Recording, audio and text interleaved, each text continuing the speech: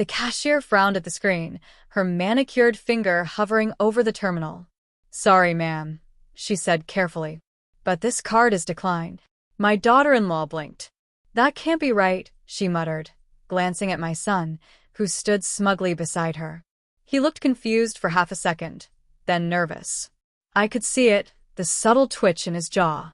From where I stood behind the perfume display, I watched the scene unfold like the ending of a movie I'd already seen.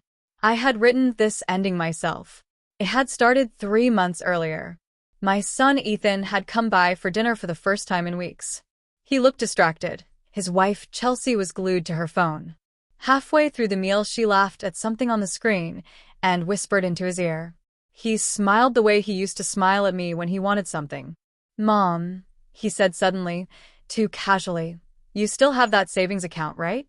The one Dad left you." I nodded. "Yes, why?"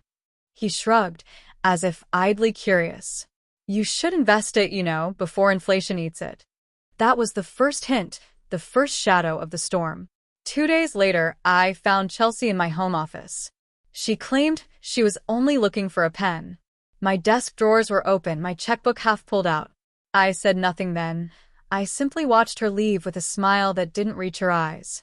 I had raised that boy with everything I had. After his father died, I worked 2 jobs so he could finish school, bought his first car, paid for his wedding. I even gave them the down payment for their house. Somewhere along the way, he stopped seeing me as his mother and started seeing me as an account number. The real betrayal came one afternoon when my bank app showed an unfamiliar transaction, $4,500 withdrawn from my savings. I called Ethan immediately. He sounded annoyed. "Oh, that," he said. "I used your card. We needed to fix the car. I'll pay you back, Mom." He never did. The next week there was another withdrawal, $7,000. That same day, Chelsea posted a photo, designer bags, champagne, hashtags about living a life. My fingers went cold around my phone. The switch flipped inside me. I didn't scream or cry. I didn't confront them on the spot. I went to the bank quietly, calmly. I explained that I'd lost my card and requested a replacement. Then I asked the banker to transfer my funds, every last dollar, $130,000, into a new private account that only I could access. I left the old account open with $742 in it. When Ethan and Chelsea came over next, I placed my old card exactly where he would find it, in the kitchen drawer under the bills. Even mentioned that I'd been having trouble with my online banking. He smiled faintly, the kind of smile people wear when they think they have stumbled on a perfect opportunity.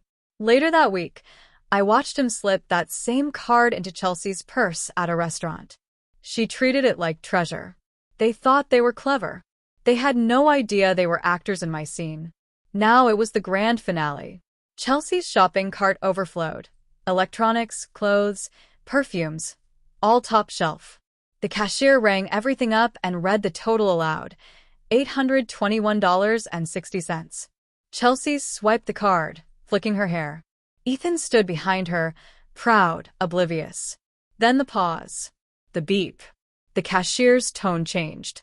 "Sorry, but this card is declined." Chelsea frowned. "Try again," she said. The cashier tried again. Same result. That was when I stepped forward.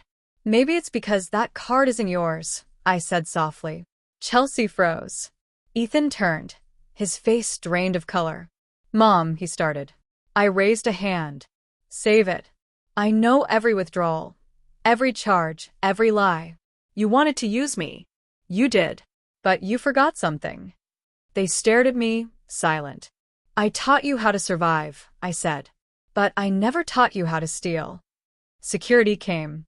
Confusion, then whispers. The manager recognized me.